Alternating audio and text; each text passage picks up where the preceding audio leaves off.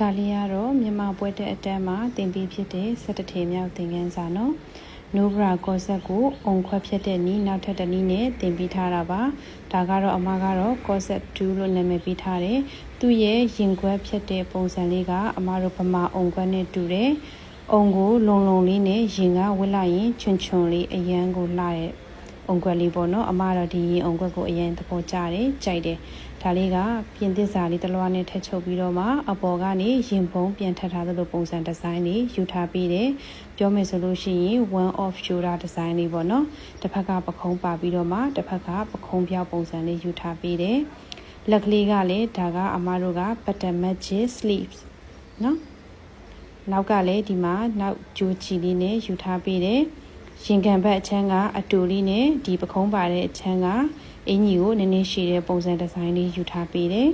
။နောက်ကျောဒီဇိုင်းလေးလည်းအရင်လှတယ်နော်။အင်ကြီးရောင်လေးကအပြင်မှာဘေးတာရောင်နုနုဖက်ဖက်လေးအပြင်မှာအရင်လှတယ်။လက်ရလေးဆိုလဲစင်ကောနေရပဲသူကလေ။ဒါအရှိမှဆိုရင်ရင်ပုံးလေးကိုအမတို့ကပန်းကျက်သီးလေးနဲ့ထိန်းထားတဲ့အရှင်သဘောတစ်မျိုးလေးထည့်ထားပေးတယ်။ဒါကစာဘက်ကလက်ကလေးရဲ့ရုပ်ထွက်ပေါ့နော်။ဒီဘက်ကကျတော့အမတို့ပိတ်အထူကိုချုပ်လိုက်တဲ့အခါထွက်လာတဲ့မီဘုံလက်ကလေးရဲ့ရုပ်ထွက်ပေါ့နော်မီဘုံလက်လေးလို့နာမည်ပေးထားတာအရန်လာပါတယ်တင်နှင်းသူရဲ့လက်ရာလေးပါဒါကအတွင်းထဲမှာသူ့ရဲ့ချုပ်ထားတဲ့ပုံစံပေါ့နော်တစ်ဖက်ကဘေးချုပ်စားထဲမှာပခုံးသားပါတဲ့ဘက်ကိုထည့်ချုပ်ထားပြီးတော့မှတစ်ဖက်ကရင်ကန်ကိုအပြည့်အလွတ်ကလေးယူထားပြီးရနော်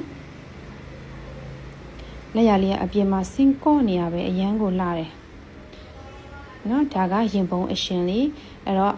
နောက်ဖက်ထဲမှာကြည့်မယ်ဆိုလို့ရှိရင်လေအမားတို့ကထုံးစံတိုင်းပဲရင်ကန်ကြီးချုပ်ရင်အတွင်းပြင်းနှလွှာအချောချုပ်တာ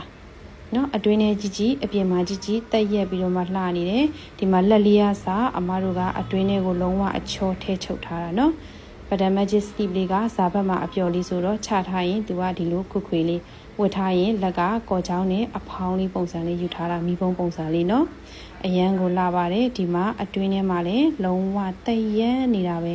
ဒါကပွဲတက်တင်နှန်းသူအမရဲ့လက်ရလှလှလေးပါအရန်ကိုတော်တဲ့အမပါနော်